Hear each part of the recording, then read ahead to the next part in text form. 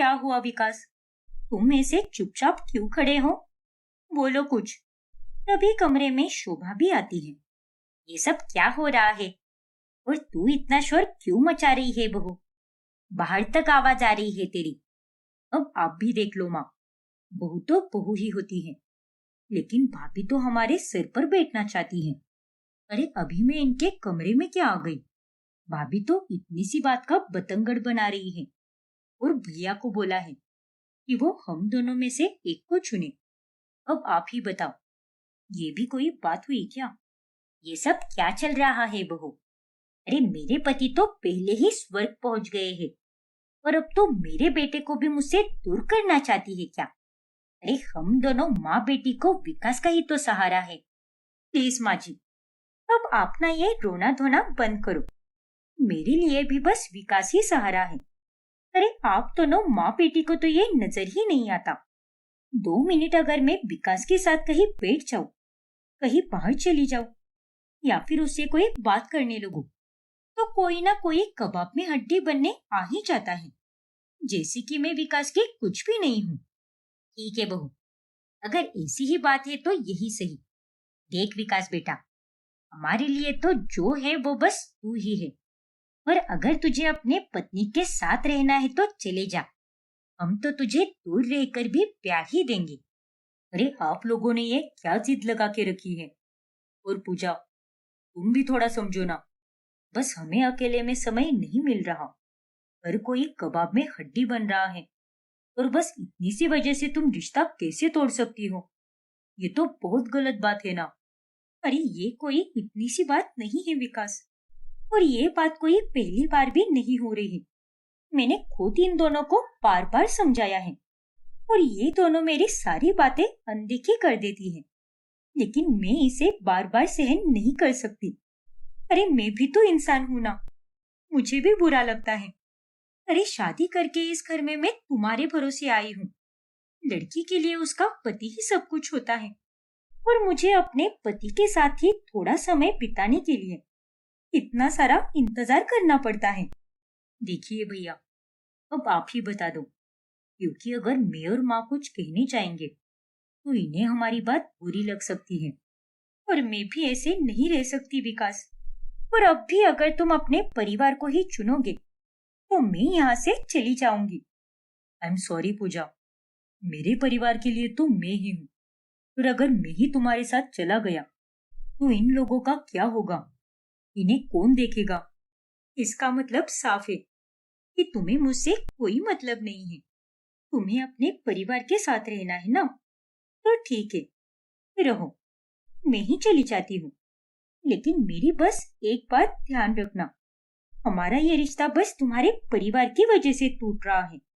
मैं इस घर की बहू तो बन गई, शाहरुख की भाभी भी बन गई, लेकिन तुम्हारी पत्नी बनने का मौका मुझे कभी नहीं मिला। इतना कहकर पूजा अपने मायके चली जाती है। अरे इसका तो दूसरा घर भी है, इसकी माँ है, लेकिन हमारे पास तेरे अलावा और कोई भी नहीं है। अच्छा हुआ जो तू बहू के साथ नहीं गया, आज का दिन ही खराब है। कोई बात नहीं माँ, हम किसी और की वजह से अपना दिन खराब क्यों करें? पूजा की कमी विकास को काफी खलती है, इसीलिए वो उसे फोन लगाता है। प्लीज पूजा, वापस आ जाओ ना तुम, हम दोनों मिलकर सब ठीक कर लेंगे। अरे मैं तुम्हारे बिना कैसे रहूंगा, और तुम गुस्से में मुझे अकेला छोड़कर क्यों चली गई?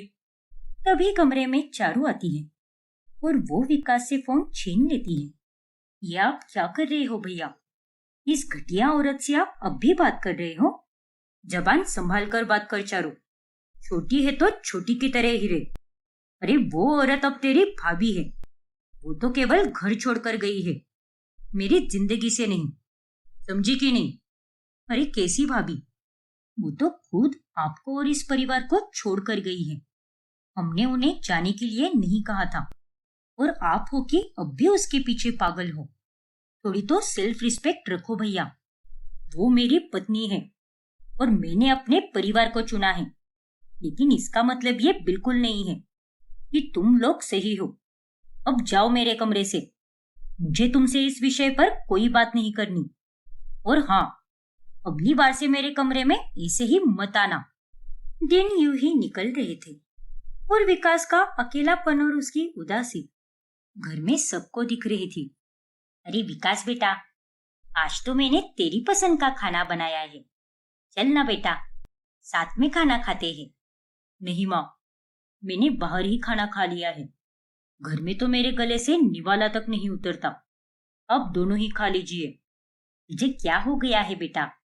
ना तो तू हमारे साथ बैठता है, ना ही हमसे कोई बात करता है। अरे जिसे तेरी कदर ही नहीं है वो चली गई है, और एक तू है जो उसकी वजह से अपने परिवार वालों को सजा दे रहा है। अरे मैं होता कौन हूँ जो किसी को भी सजा दे दूं? और वैसे भी आपको जो चाहिए था वही हुआ ना। देख बेटा, तुझे ऐसे उदास परेशान देखकर हमें बिल्कुल भी अच्छा नहीं लग रहा। हम तेरा दुख समझ रहे हैं, लेकिन वो लड़की तेरे लिए बिल्कुल ठीक नहीं थी। अरे उसे तो अपने ससुराल वालों की कुछ पड़ी ही नहीं थी। शादी ऐसे ही नहीं चलती बेटा, थोड़ा झुकना पड़ता है, सहना पड़ता है। लेकिन वो लड़की तो बस अपनी ही मनमानी करती थी, नालायक कही की।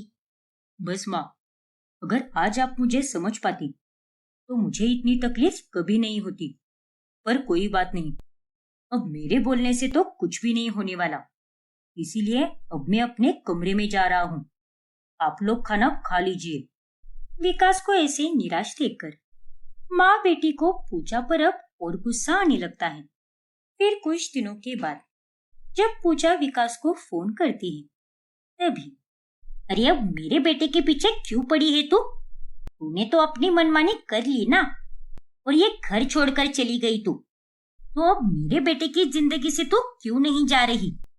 ये आप क्या कह रही है माँ जी? मैंने कुछ भी नहीं किया है। अरे तेरी चालाकियां मैं अच्छे से समझ रही हूँ। यहाँ रहते हुए भी मेरे बेटे की तू कान भर रही थी, लेकिन उसने तेरी नहीं सुनी और इसीलिए तू चली गई। पर अब जब वो तुझे मनाने के लिए नहीं आया तो तू उसे फोन करके परेशान कर रही है। अरे मेरे बेटे को अब बख्श दे तू। उसकी जिंदगी बर्बाद करने के पीछे क्यों तुली हुई है तू? अब और क्या चाहिए तुझे? तभी वहां पर विकास आता है और वो अपनी माँ के हाथ से फोन छीन लेता है। ये आप क्या कर रही हो माँ? बिना बात की पूजा को इतना क्यों सुना रही हो? अरे सुनाऊं नहीं तो और क्या करूं मैं? एक तो उसने तेरी जिंदगी बर्बाद कर दी, ऊपर से अब भी उस कलमुई को चैन नहीं मिल रहा। बार बार तुझे फोन कर रही है। अरे अब इसे तुझसे क्या लेना है? बस करो माँ, उसने मुझे कोई फोन नहीं किया, बल्कि मैंने ही किया था उसे फोन। शायद उस वक्त पूजा काम कर रही होगी, इसीलिए उसने कहा था कि बाद में बात करेंगे। और अब जब उसका फोन आया तो आप उसे सुनाने लगी हो। अरे चैन तो आप लोगों को नहीं मिल रहा। अरे आप लोगों से परेशान होकर ही वो चली गई है इस घर से, लेकिन फिर भी आप उसका पीछा नहीं छोड़ रही। अब भी उसे इतनी खरी खोटी सुना रही हो। अरे तेरी जिंदगी बर्बाद करके वो कभी खुश नहीं रहेगी, देख लेना तू। बस माँ, अब मुझे और कुछ भी नहीं सुनना, और आपके लिए बेहतर यही होगा कि आप मेरे मामलों में दखल ना दे। कई दिनों से विकास ना तो ठीक से खाना खाता है, ना ही बाहर किसी से वो मिलने चाहता है, जिस कारण विकास की तबीयत अब खराब होने लगती है। हे भगवान, विकास की तो कितनी तबीयत खराब हो गई है, लेकिन मैं क्या करूं? मैं तो वहां जा भी नहीं सकती, और चारू और माजी मुझे अंदर भी नहीं आने देंगे। लेकिन मैं विकास को ऐसे अकेला भी तो नहीं छोड़ सकती। एक काम करती हूँ, अपने हाथ की बनी खिचड़ी भेज देती हूँ उसे। वो विकास को बहुत पसंद है, साथ में दवाई भी दे दूंगी। फिर पूजा विकास के लिए खाना और दवाई भेज देती है। हेलो विकास, मैंने तुम्हारे लिए खिचड़ी और दवाई भिजवाई है, तो खिचड़ी खाकर याद से दवाई ले लेना। वैसे तो तुम मुझसे अलग रह रही हो, लेकिन अब भी तुम्हें मेरी कितनी चिंता हो रही है। अरे चिंता तो होगी ही ना, पति हो तुम मेरे। हाँ मैं गुस्सा हूँ और नहीं मानने वाली अब, लेकिन अगर तुम तकलीफ में रहोगे तो मुझे बिल्कुल भी अच्छा नहीं लगेगा। और हाँ, अगर किसी और चीज की जरूरत लगे तो मुझे कॉल कर देना, मैं भिजवा दूंगी। शाम में तुम्हारी गली के बाहर भी आ जाऊंगी, तो हम साथ में डॉक्टर के पास चलेंगे। पूजा का इतना प्यार देखकर विकास को अब उम्मीद मिलती है और उसी उम्मीद के सहारे अब विकास की तबीयत ठीक होने लगती है। फिर एक शाम जब विकास ऑफिस से घर लौटता है, तभी इस लड़की की फोटो देख बेटा, कैसी लग रही है ना? एकदम सुंदर। ठीक ही है माँ, लेकिन आप मुझे इसकी फोटो क्यों दिखा रही हो? कौन है ये लड़की? अरे भैया, अब आप उस लड़की की वजह से अपनी जिंदगी थोड़ी ना बर्बाद करोगे। आज नहीं तो कल आपको दोबारा शादी तो करनी ही पड़ेगी ना, इसलिए हम आपके लिए लड़की देख रहे हैं। माँ और मुझे तो ये लड़की बहुत अच्छी लगी। अब आप भी बता दो कि आपको ये लड़की कैसी लगी? अरे बंद करो ये तमाशा, मुझे किसी भी लड़की से शादी नहीं करनी, पर मैं अब भी पूजा से ही प्यार करता हूँ। और पूजा ने सही कहा था कि आप लोग तो कबाब में हड्डी हो। अरे वो तो बस मेरा थोड़ा समय चाहती थी, लेकिन आप दोनों की वजह से मैं उसको मेरा समय भी नहीं दे पाता था। लेकिन अब मैं अपनी पूरी जिंदगी उसे दे चुका हूँ। तो क्या हुआ, अगर वो यहाँ पर नहीं है, मैं उससे अब भी प्यार करता हूँ। लेकिन विकास बेटा, वो लड़की अच्छी नहीं है, तो तू अपना समय उसके पीछे बर्बाद क्यों कर रहा है? अरे अच्छे तो आप लोग नहीं हो पूजा के लिए। उस बेचारी ने तो एडजस्ट करने की कितनी कोशिश भी की। इतना टाइम हो गया हमारी शादी को, लेकिन आज तक उसने एक शब्द भी नहीं कहा। पर जब पूजा से सहा नहीं गया, तब जाकर उसने बोला, अरे आप दोनों तो एक औरत हो, और औरत होकर भी आप उसका दुख नहीं समझ रहे, अब भी उसी की गलतियां निकाल रहे हो। पर भैया, बस चारू, अब कोई कुछ भी नहीं बोलेगा, बस मैं बोलूंगा। अगर आप लोगों ने मेरी किसी और लड़की से शादी करवा दी, तो वो भी आप लोगों की वजह से ये घर छोड़कर चली जाएगी। अरे यही सब अगर हमारी चारू के साथ होगा, तभी जाकर आपको अपनी बहू पर तरस आएगा, और तब आप सोचोगे कि आपने उसके साथ कितना गलत बर्ताव किया। लेकिन आप चिंता मत कीजिए, मैं अब भी अपनी जिम्मेदारी से पीछे नहीं हट रहा, और मैं आप लोगों को छोड़कर कहीं नहीं जाने वाला। विकास अपनी पूरी भड़ास निकालकर वहां से चला जाता है। फिर उसी शाम जब विकास अपने कमरे से बाहर निकलता है, तब सामने पूजा को देखकर वो हैरान रह जाता है। पूजा, तुम यहाँ पर? तुमने मुझे माफ कर दिया? तुम भी मेरे बिना नहीं रह सकती ना? हाँ विकास, मैं भी तुम्हारे बिना नहीं रह सकती, और मुझे यहाँ पर माची और चारू लेकर आए हैं। हाँ बेटा, तुम दोनों सही कह रहे थे, हम दोनों से गलती हुई है, और गलती होने के बाद भी हम दोनों ने अपनी गलती कभी नहीं मानी। तुझे अपनी पत्नी के पीछे पीछे घूमता देखकर हम दोनों को तो यही लगने लगा था कि तू तो हमें भूल ही जाएगा, लेकिन ये सब हमने जानबूझकर नहीं किया बेटा। अरे ये सब तो अनजाने में हो गया। और बहू, हमें माफ कर दे, हमसे बहुत बड़ी गलती हो गई। हाँ भाभी, हम दोनों को माफ कर दो, हमने आपके साथ बहुत ही गलत बर्ताव किया है। आप तो शुरू से ही हमारे साथ कितनी अच्छी थी, हमें तो आपसे अच्छी लड़की अपने भाई के लिए कभी नहीं मिल सकती। अरे आप लोग ऐसे माफी मांगकर मुझे शर्मिंदा मत कीजिए। मैं आपका डर और चिंता समझ सकती हूँ, लेकिन मैं यहाँ पर किसी का भाई या बेटा उनसे दूर करने नहीं आई हूँ। मैं तो बस अपने पति की जिंदगी में थोड़ी जगह चाहती हूँ, और कुछ भी नहीं। हाँ बहू, वैसे तो तेरा गृह प्रवेश पहले ही हो गया है, लेकिन आज असली मायने में तो यहाँ पर आई है। हमें भी अपनी गलती का एहसास हो गया है, और अब तो चारू की बहन मेरी बेटी और विकास की पत्नी के रूप में इस घर में आई है। और अब तक जैसा होते आया है, आगे से वैसा कभी नहीं होगा। हम कभी भी कबाब में हड्डी नहीं बनेंगे।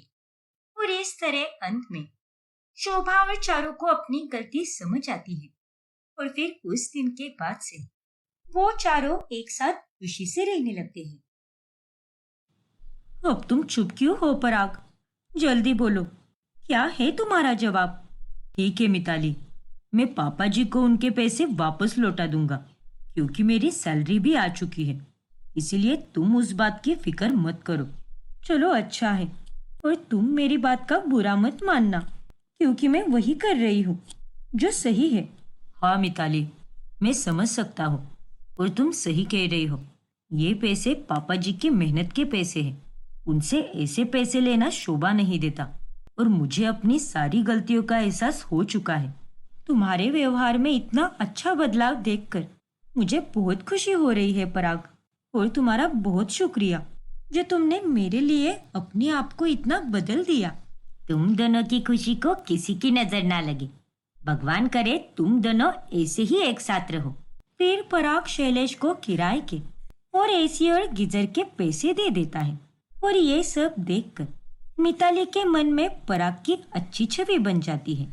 हाँ भाभी, जब से मैं यहाँ पर वापस रहने आई हूँ, पराग काफी बदल चुका है, और ये वाले पराग को देखकर मुझे तो बहुत अच्छा लग रहा है। अरे वाह मिताली, मैं तुम्हारे लिए बहुत खुश हूँ। समय के साथ साथ नंदोई जी और लाजवती काकी आखिरकार ठीक हो ही गई। अब तुम दोनों ऐसे ही खुश रहना। हाँ भाभी, लेकिन ये सब कुछ आपके ही कारण हुआ है, क्योंकि एक भाभी होने के बाद भी आपने अपने ननद का बहुत साथ दिया है। अरे चुप रहो मिताली, ज्यादा सेंटी मत बनो।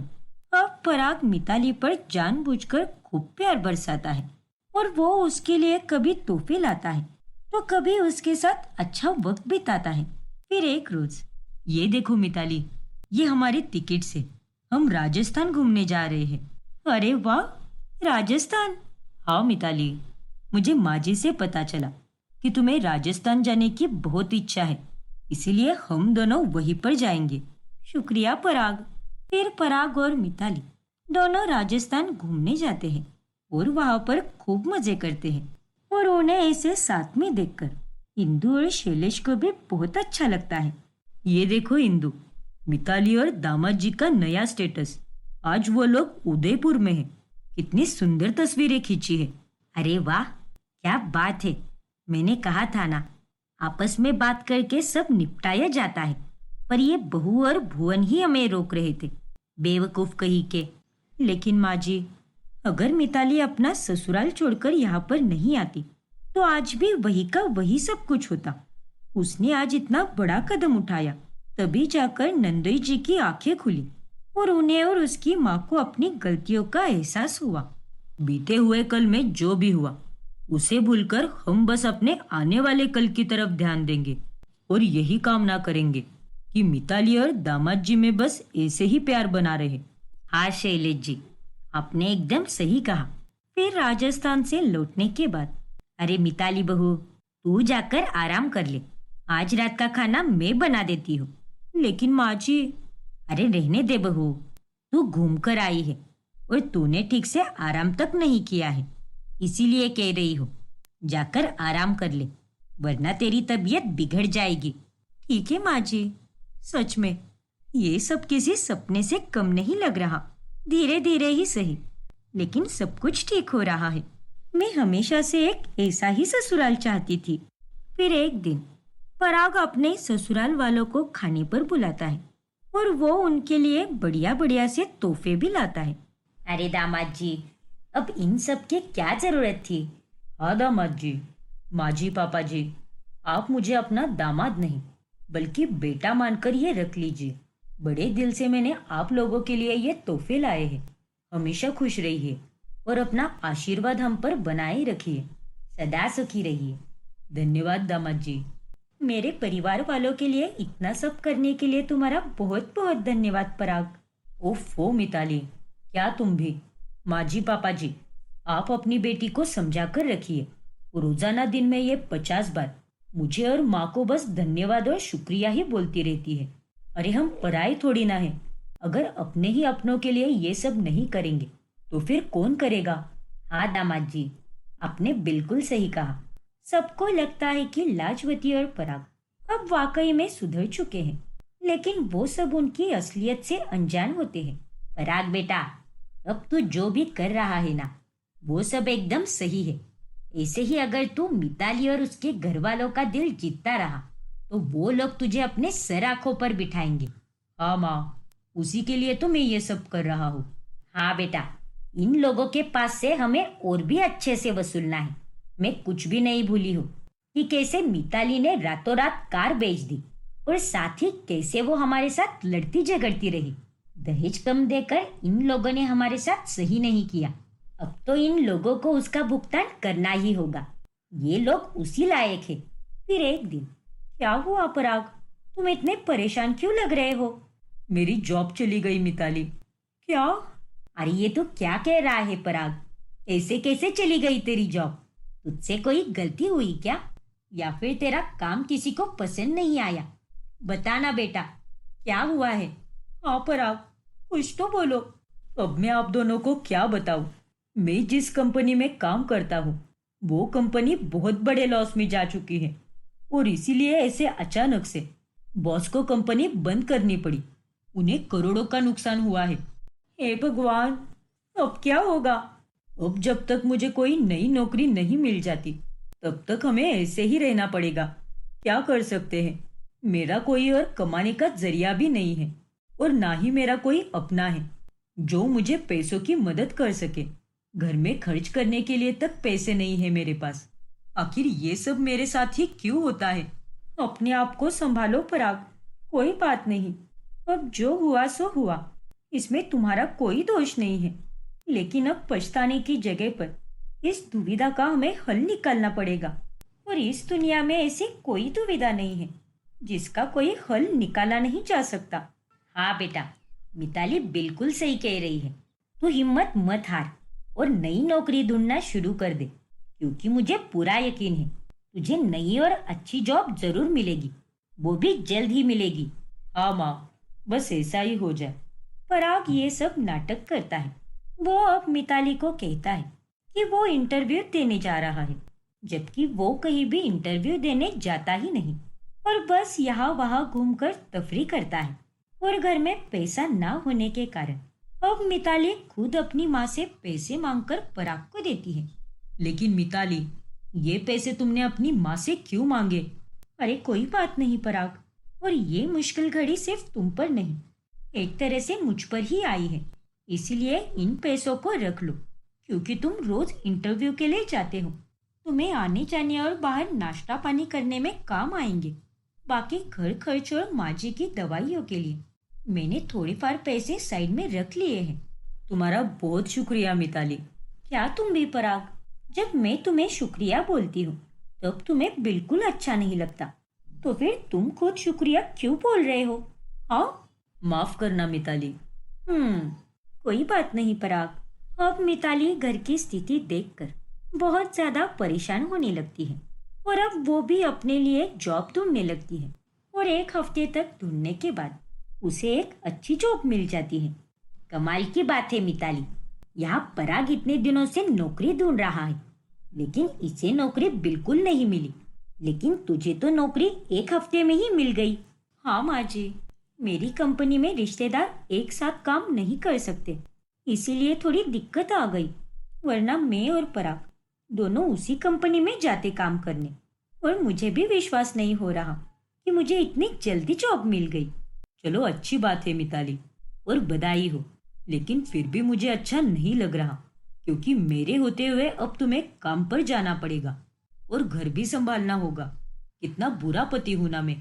कहीं से जाकर अब मेरी अकल ठिकाने पर आई है और मैं तुम्हारे और मेरे बीच सब कुछ ठीक करने की कोशिश कर रहा था। लेकिन देखो ना, अचानक से मेरी जॉब भी छूट गई। अरे कोई बात नहीं पराग, अगर एक बेटा घर को संभाल सकता है तो बहू क्यों नहीं संभाल सकती? तुम और माँ जी मेरी चिंता बिल्कुल मत करो। और खबरदार, जो अपने आप को तुमने बुरा कहा तो, अरे तुम भी तो रोज तपती धूप में बाहर इंटरव्यू देने जाते हो। मैं भगवान से प्रार्थना करूंगी कि तुम्हें जल्द से जल्द कोई अच्छा सा जॉब मिल जाए। शुक्रिया मिताली, तुम मेरे लिए बहुत कर रही हो और तुम्हारी जैसी बीवी हर लड़के को मिले। पराग अब और भी ज्यादा बेफिक्र हो जाता है। ऐसे ही एक महीना बीत जाता है। अरे पराग, अभी तक तुम्हें कहीं जॉब नहीं मिली क्या? एक महीने से ऊपर हो चुका है अभी तो। नहीं मिताली, क्योंकि मैं जहाँ भी जा रहा हूँ किसी ना किसी कारण से रिजेक्ट ही हो रहा हूँ। पता नहीं मेरी किस्मत में आखिर क्या चल रहा है। कुछ समझ में नहीं आ रहा। मैं तो अब थक चुका हूँ। अरे ऐसे मत बोलो पराग, सब ठीक हो जाएगा। बुरा वक्त हर किसी की परीक्षा लेता है, बस हमें इसमें हारना नहीं चाहिए और हर मुश्किल का डटकर सामना करना चाहिए। मेरी सहेली जीनल एक एचआर है जो खुद ही अपने एचआर दोस्तों को कहकर जॉब लगवा देती है। मैं एक बार उससे बात कर लेती हूँ, शायद तुम्हारे जॉब का कुछ हो जाए। लेकिन मिताली, कुछ नहीं कुछ नहीं, तुम बात कर लो अपनी सहेली से। अगर मुझे जॉब लग जाए तो अच्छी ही बात है ना। हाँ पराग, वो तो है। ओ तेरी, अब अगर इसने अपनी सहेली की मदद से मुझे जॉब लगवा दी तो मैं क्या करूँगा? नहीं नहीं, कुछ ना कुछ तो मुझे करना ही पड़ेगा। एक काम करता हूँ, ये जिनल को कॉल करे उससे पहले मैं ही जिनल का नंबर इसके फ़ोन से डिलीट कर देता हूँ। फिर पराग मिताली की सहेली जिनल का फोन नंबर उसके फोन से डिलीट कर देता है, जिसके बाद मिताली उसे फोन लगा ही नहीं पाती। फिर अगले दिन, माफ करना पराग, लेकिन शायद जिनल का फोन नंबर मेरे फोन से डिलीट हो गया है और वो कहीं सोशल मीडिया पर भी नहीं है। और तुम तो ये कह रहे हो कि तुमने हमारे एरिया में लगभग हर जगह पर जॉब ढूंढ ली है। हाँ मिताली, मैंने सब जगह ट्राई किया है। ठीक है पराग, देखती हूँ मैं भी साइड बाय साइड कोशिश करती हूँ। फिर एक दिन जब मिताली घर पर जल्दी आ जाती है, तभी वो पराग और लाजवती की बातचीत सुन लेती है। इसे कहते हैं मजे वाली लाइफ। अरे मैं क्या कोई पागल हो क्या जो अपनी बीवी को संभालूं, उसके भी खर्चे उठाऊं और अपने भी खर्चे उठाऊं और उसके मायके वालों से भी कुछ ना लूं। ये कहाँ का न्याय है? इसीलिए मैंने उसे मनाने का नाटक किया और उससे झूठ कहा कि मेरी कंपनी बंद हो चुकी है, जबकि असल में तो वो चालू है। अब तो वो ऐसे ही काम करके घर भी संभालेगी और बाहर का भी संभालेगी और हम दोनों मस्त आराम फरमाएंगे। बिल्कुल सही कर रहा है तू बेटा, उस निकम्मी के साथ तो ऐसा ही होना चाहिए। इसका मतलब आप दोनों ने ये सब नाटक किया है। छी, कितने गिरे हुए लोग हो आप दोनों। मिताली, अच्छा हुआ जो मेरे सामने आप दोनों की असलियत आ गई। अरे मिताली, जैसा तुम सोच रही हो वैसा कुछ भी नहीं है, मेरा विश्वास करो। अरे चुप रहो तुम तो। आज से तुम्हारा और मेरा रिश्ता खत्म पराग, और वो भी हमेशा हमेशा के लिए। दहेज कम दिया, इसीलिए तुम दोनों माँ बेटे ने मिलकर मेरे परिवार से कुछ ना कुछ वसूलने की कोशिश की। और जब मैं घर छोड़कर चली गई तो मुझे तुम झूठ मूठ का मनाकर फिर से यहाँ पर लेकर आए और वापस अपनी चालें चली। अरे लानत है तुम दोनों पर। मैं ऐसे दहेज के लालची लोगों के साथ बिल्कुल नहीं रहूंगी। और मैंने आप दोनों की रिकॉर्डिंग कर ली है और इसे जाकर मैं अपने माँ पापा को सुनाऊंगी। क्या? मिताली अब हमेशा हमेशा के लिए वो घर छोड़कर चली जाती है और इंदु और शैलेश उस रिकॉर्डिंग को सुनकर एकदम हैरान रह जाते हैं। उसके बाद शैलेश पराग के पास जाकर उसे एक जोरदार थप्पड़ लगाता है। पापा जी, मत कह मुझे पापा जी। तुझ जैसा नालायक आदमी मैंने अपनी जिंदगी में कभी नहीं देखा। अरे दामाद जी है इसीलिए हम तेरी हर गलती को नजरअंदाज करके माफ करते गए, लेकिन तूने मेरी बेटी और हमारे साथ कितना बड़ा विश्वासघात किया। तुझे शर्म नहीं आई क्या ये सब करते हुए? मुझे माफ कर दीजिए पापा जी, मैं पक्का सुधर जाऊंगा। बस मुझे एक आखिरी मौका दीजिए। अब तेरा हमसे कोई नाता नहीं है और हम सीधे कोर्ट में मिलेंगे, वो भी तलाक के लिए। ये सुनकर पराग के होश उड़ जाते हैं। अंत में मिताली और पराग का तलाक हो जाता है और उसके बाद मिताली अपने मायके में खुशी से रहने लगती है। आंचल, तेरा दिमाग खराब हो गया है क्या? तू यहाँ पर कैसे रह सकती है?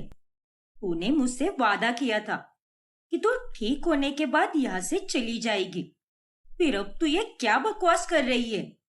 हाँ दीदी, मैं मानती हूँ कि मैंने ऐसा ही कहा था, लेकिन अब मैंने अपना फैसला बदल लिया है और अब मैं दूसरे शहर नहीं जाऊंगी।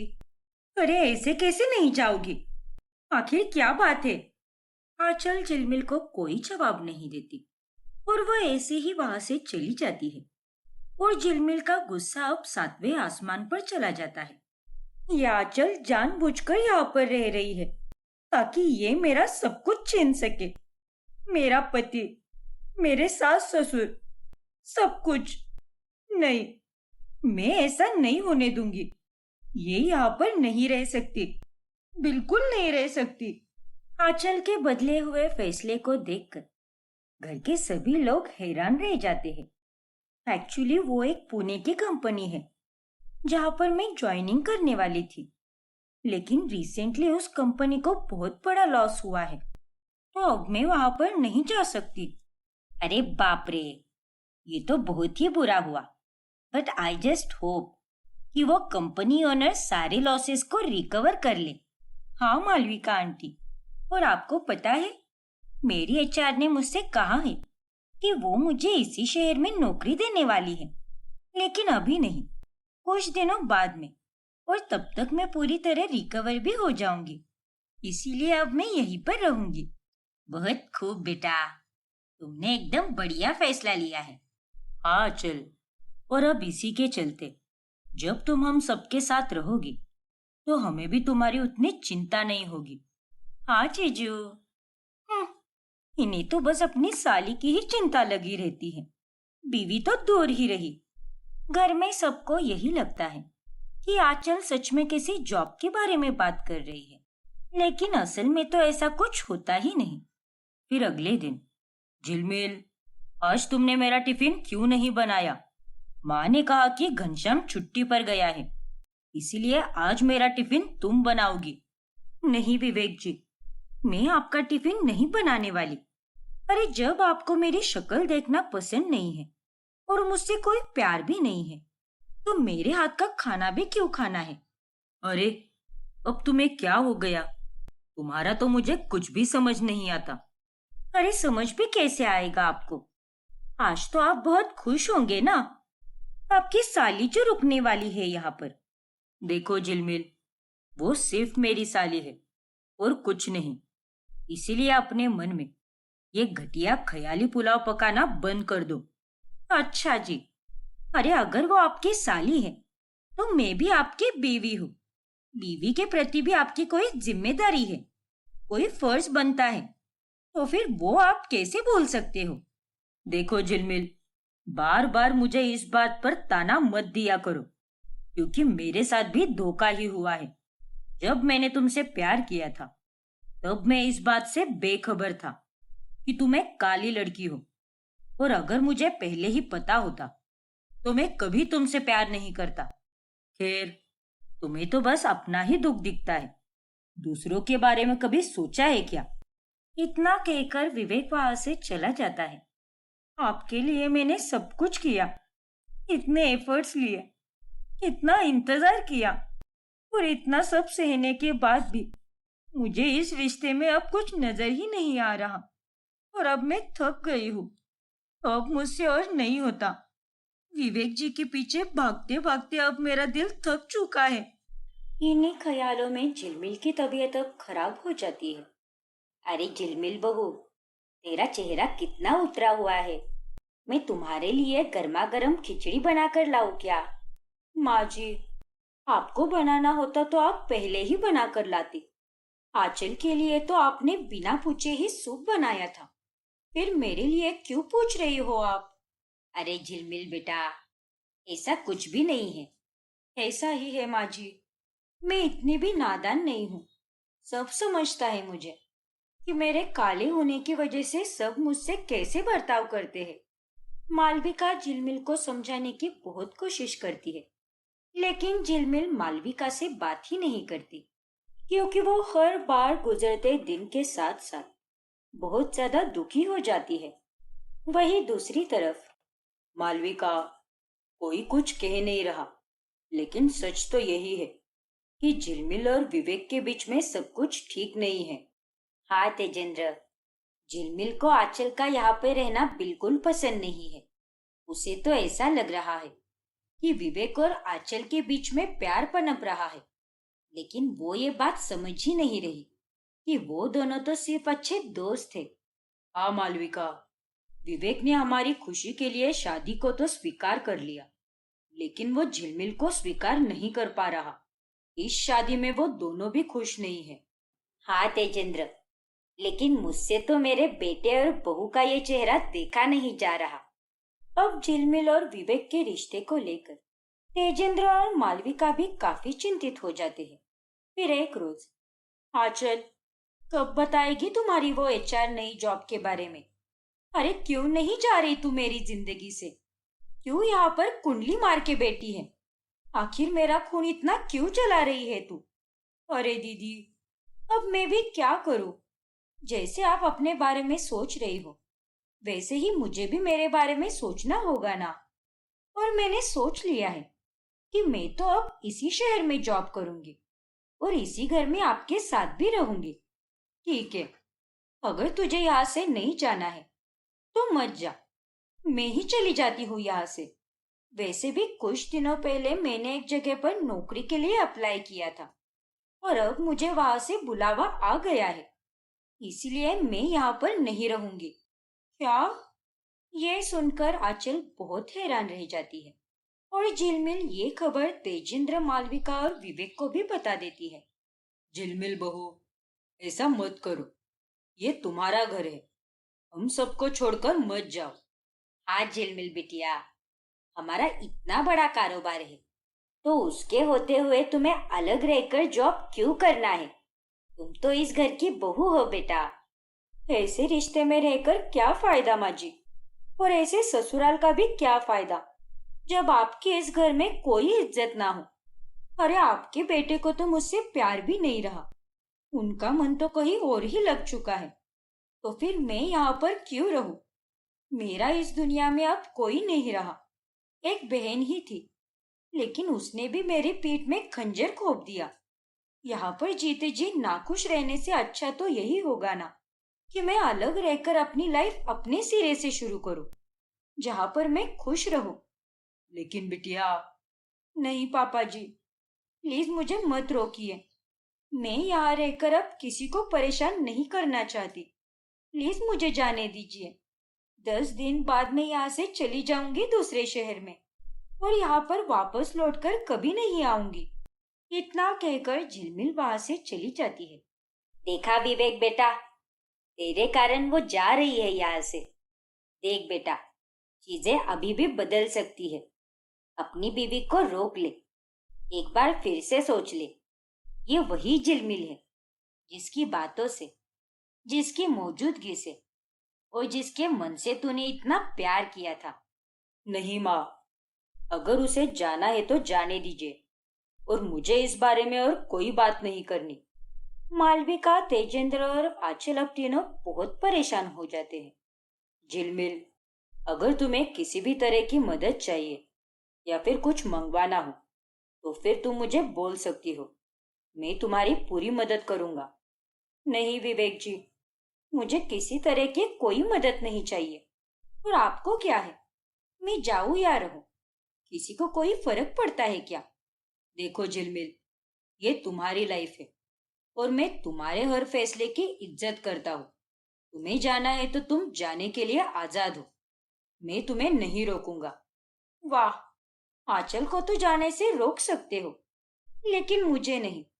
साली पर तो पूरा हक जमाते हो, लेकिन आपका बीवी पर कोई हक नहीं है। वाह विवेक जी, कितने बड़े फरेबी हो आप। जाने दीजिए, आपसे तो मैं और क्या ही शिकायत करूं। झिलमिल की ये बात सुनकर विवेक कुछ भी नहीं बोल पाता और वो भी गहरी सोच में पड़ जाता है। वही आंचल ये सोच रही होती है कि वो झिलमिल को जाने से कैसे रोक ले। नहीं, कुछ ना कुछ तो सोचना ही पड़ेगा मुझे। मेरे पास बहुत कम वक्त बचा है। इससे पहले कि दीदी यहाँ से निकल जाए, मुझे उन्हें हर हाल में रोकना होगा, क्योंकि मैं यहाँ पर सिर्फ उनके लिए ही रुकी हूँ। कुछ भी करके मुझे उन्हें और जीजू को एक करना ही होगा। दिन गुजरते जाते हैं और झिलमिल के जाने का समय नजदीक आता है। ये तुम क्या कर रही हो झिलमिल? इतनी जल्दी सारा सामान पैक क्यों कर रही हो? मेरा मतलब, अभी तो तुम्हारे जाने में पूरे 6 दिन बाकी है। हाँ विवेक जी, लेकिन मैं लास्ट मिनट पर कोई काम नहीं करना चाहती, इसीलिए धीरे धीरे रोज थोड़ी थोड़ी पैकिंग करूंगी। पूरी जिंदगी यहाँ पर बसाने आई थी मैं, लेकिन पता नहीं था कि इतनी जल्दी यहाँ से जाना होगा मुझे। इतना कहते हुए झिलमिल अपनी पैकिंग जारी रखती है और विवेक इस बार भी चुप रह जाता है। फिर अगले दिन अचानक से विवेक को आंचल का कॉल आता है। हाँ बोलो आंचल, क्या हुआ? जीजू, कहाँ हो आप? जल्दी से आओ, झिलमिल दीदी जा रही है। क्या? ये तुम क्या बोल रही हो आंचल? लेकिन झिलमिल को जाने में अभी 5 दिन बाकी है ना, तो फिर वो इतनी जल्दी कैसे जा सकती है? पता नहीं जीजू, लेकिन वो जा रही है। ठीक है आंचल, तुम उसे रोक के रखो, तब तक मैं जल्दी आता हूँ वहां पर। विवेक अब बहुत घबरा जाता है और उसे ऐसा महसूस होता है कि मानो वो अपनी कोई कीमती चीज हमेशा हमेशा के लिए खोने जा रहा है। फिर वो फौरन घर पहुंचता है। तभी वहां पर उसे झिलमिल बैठी हुई दिखाई देती है। ये सब क्या है झिलमिल? तुम तो 5 दिन बाद जाने वाली थी ना, तो फिर अभी इतनी जल्दी क्यों जा रही हो तुम? और कल तुमने मुझसे झूठ बोला, तुम तो आज निकलने के लिए ही पैकिंग कर रही थी। रुक जाओ ना झिलमिल, प्लीज मत जाओ। ये आप क्या कह रहे हैं विवेक जी? मैं कहीं भी नहीं जा रही। मैं 5 दिन बाद ही जाने वाली हूँ। और आपको आखिर किसने बताया कि मैं अभी जा रही हूँ? वो मुझे आंचल का फोन आया था, उसी ने कहा मुझे। क्या? लेकिन उसने ऐसा क्यों कहा आपको? और वैसे भी आपको क्या फर्क पड़ता है कि मैं आज जाऊँ या फिर 5 दिन बाद? आप क्यों इतना परेशान हो रहे हो? क्योंकि जीजू आपसे प्यार करते हैं दीदी। क्या? हाँ दीदी, मैंने पिछले कुछ दिनों से देखा है जीजू को। वो खुद से ही बातें करते हैं और वो अपने आप से कह रहे थे कि उनकी फीलिंग्स मरी नहीं है, लेकिन वो तो बस दुखी है। और मुझे कोई जॉब वगैरह भी नहीं मिली थी और ना ही कोई मिलने वाली है। मैं तो बस यहाँ पर आप दोनों को एक करने के लिए रुकी हूँ और आज वो मैं करके ही रहूंगी। क्या? इसका मतलब तुमने मुझसे झूठ कहा? हाँ जीजू, और देखिए तो दीदी जाने वाली है ये खबर सुनकर आपकी सांसें कितनी तेज हो गई। आप कितने घबरा गए थे और ये बात आपके चेहरे से साफ साफ पता चल रही है कि आप दीदी को खोने से कितना डर रहे हो। और जीजू, आपकी अंधे होने के बावजूद भी दीदी ने आपसे टूटकर प्यार किया, लेकिन आपने क्या किया? जैसे आपकी आंखों की रोशनी लौट आई, आपने उनके रंग का तिरस्कार किया, उनके प्यार का मजाक बना दिया। और ये आपने सही नहीं किया जीजू। और अब तक तो आप भी जान गए होंगे कि दीदी एक बहुत ही अच्छी इंसान है और ऐसी लड़की आपको पूरी दुनिया में कहीं नहीं मिलेगी। हाँ चल, अब मैं समझ गया हूँ और आज मुझे एहसास हो चुका है कि मैं कितना बड़ा बेवकूफ था जो इतनी अच्छी लड़की को खोने जा रहा था। मुझे माफ कर दो झिलमिल, मैंने तुम्हारे साथ बहुत गलत किया है। लेकिन मैं रूठ गया था, गुस्सा हो गया था। लेकिन ये बात भी उतनी ही सच है कि मेरे दिल में तुम्हारे लिए हमेशा से प्यार था और हमेशा रहेगा। प्लीज झिलमिल, बस एक आखिरी मौका दे दो मुझे सब ठीक करने का। And I am really sorry. कोई बात नहीं विवेक जी, और मुझसे माफी मांगने की आपको कोई जरूरत नहीं है। जरूरत है झिलमिल, क्योंकि तुम्हारे साथ इतने दिन रहकर मैं जान गया हूँ कि असल में बाहरी सुंदरता कुछ काम की नहीं होती। इंसान अपने मन और स्वभाव से जाना जाता है, ना कि अपने रंग रूप से। हाँ विवेक जी, और मुझे इस बात की बहुत खुशी है कि देर से ही सही, लेकिन सही समय पर आपको आपकी सारी गलती समझ आई। और आंचल, थैंक यू सो मच। आज अगर तू ये सब नहीं करती तो शायद विवेक जी के मन में दबी हुई फीलिंग्स कभी बाहर नहीं आती। और मुझे माफ कर दे, जाने अनजाने में ही सही, लेकिन मैंने तुझे बहुत हर्ट किया है। तेरी और विवेक जी की दोस्ती को गलत समझ बैठी। कोई बात नहीं दीदी, इट्स ओके। मैं समझ सकती हूँ कि आपको कैसा लगा होगा। और अब ये रोना धोना बंद कीजिए और खुशियां मनाइए। इस तरह अंत में सब ठीक हो जाता है और सभी साथ में खुशी खुशी रहने लगते हैं।